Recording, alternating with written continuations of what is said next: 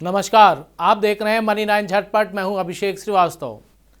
श्रीलंका से लेकर पाकिस्तान तक और नेपाल से लेकर यूक्रेन तक अपनी तंगहाली को लेकर खूब चर्चा में है। श्रीलंका अपने आप को कंगाल घोषित कर चुका है। पाकिस्तान में हालत नाजुक बने हुए हैं। नेपाल का विदेशी मुद्रा भंडार तेजी से घट रहा है और यूक्रेन युद्ध की आग में जल रहा है। जब कोई देश वित्तीय संकट में होता है या फिर कंगाल होने वाला होता है, तब अंतर्राष्ट्रीय मुद्रा कोष मसीहा बनकर इनकी मदद करता है। लेकिन ये अंतर्राष्ट्रीय मुद्रा कोष क्या है और कैसे काम करता है, चलिए आज जान लेते हैं। IMF की मदद के बिना किसी देश के लिए आर्थिक संकट से उबरना अधिक कठिन हो सकता है। उदाहरण के लिए हम इसे ऐसे समझ सकते हैं, मान लीजिए निवेशक किसी देश को और अधिक फंड देने से इनकार कर देते हैं, तब देश के पास कोई विकल्प नहीं बचेगा और उसे सार्वजनिक खर्च, आयात और आर्थिक गतिविधियों के साथ कठोर समझौते करने होंगे। IMF किसी देश को सावधानीपूर्वक विचार कर बनाई गई नीति के आधार पर वित्तीय मदद करता है। IMF सुधारात्मक नीतिगत कार्रवाइयों की शर्त के साथ देशों को वित्तीय मदद प्रदान करता है। ये एक ऐसी अंतर्राष्ट्रीय संस्था है जो वैश्विक अर्थव्यवस्था पर अपनी नज़र बराबर बनाए रखती है। इसकी स्थापना जुलाई 1944 में 44 देशों ने मिलकर की थी।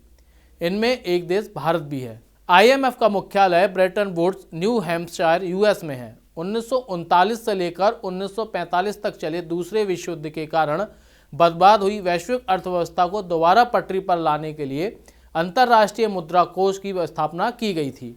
इस समय इसके 190 देश सदस्य हैं। सभी सदस्य देशों को SDR यानी स्पेशल ड्राइंग राइट्स के रूप में कुछ राशि IMF के पास जमा करनी होती है, जिस पर उन्हें सालाना ब्याज मिलता है। IMF अपने सदस्य देशों को लगभग 1 लाख करोड़ डॉलर उधार देने में सक्षम है। यूक्रेन, पाकिस्तान, ग्रीस IMF के सबसे बड़े उधार लेने वाले देशों में से एक हैं। IMF ने 1997 से अब तक बेल आउट पैकेज के तहत 180 अरब डॉलर से अधिक की व्यवस्था की है। IMF के सभी सदस्य देश गैर रियायती शर्तों पर जनरल रिसोर्स अकाउंट यानी GRA से धन प्राप्त कर सकते हैं। लेकिन IMF गरीबी कम करने और विकास के लिए रियायती कर्ज यानी शून्य ब्याज दर पर भी वित्तीय सहायता प्रदान करता है।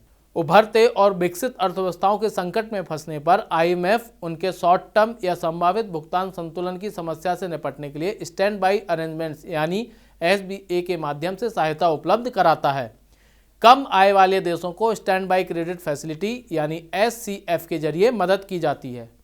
भुगतान संतुलन की समस्या का सामना कर रहे देशों को मध्यम अवधि के लिए सहायता उपलब्ध कराने के लिए एक्सटेंडेड फंड फैसिलिटी और करस्पॉन्डिंग एक्सटेंडेड क्रेडिट फैसिलिटी के जरिए वित्तीय मदद उपलब्ध कराई जाती है।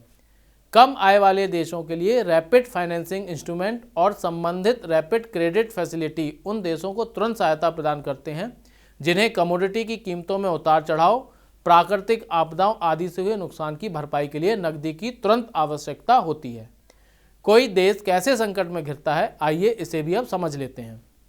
किसी देश के संकट में फंसने के बहुत सारे और जटिल कारण होते हैं। घरेलू और बाहरी दोनों वजहों से कोई देश संकट में घिर सकता है।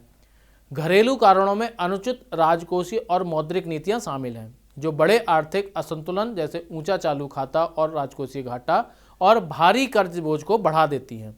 अनुचित स्तर पर विनिमय दर को निर्धारित करना यह भी एक कारण है जो देश की प्रतिस्पर्धा को कम कर सकती है और विदेशी मुद्रा भंडार को नुकसान पहुंचा सकती है। कमजोर वित्तीय प्रणाली जो आर्थिक रूप से देश में मंदी ला सकती है। राजनीतिक अस्थिरता और कमजोर संस्थाएं भी देश को संकट में धकेल सकते हैं। बाहरी कारकों की बात करें तो इनमें प्राकृतिक आपदा से लेकर कमोडिटी की कीमतों में भारी उतार चढ़ाव शामिल हैं। इसका सबसे ताज़ा उदाहरण कोविड-19 महामारी है, जिसकी वजह से दुनिया भर के देश प्रभावित हुए हैं और IMF ने सभी कमज़ोर देशों को इस दौरान खूब वित्तीय मदद की है। IMF की कर्ज सहायता का उद्देश्य देशों को व्यवस्थित तरीके से सुधारात्मक नीतियों को लागू कर अर्थव्यवस्था को स्थिर बनाने और सतत विकास को बहाल करने में मदद करना है। IMF की मदद की शर्तें और नीतियां हर देश के हिसाब से अलग अलग होती हैं।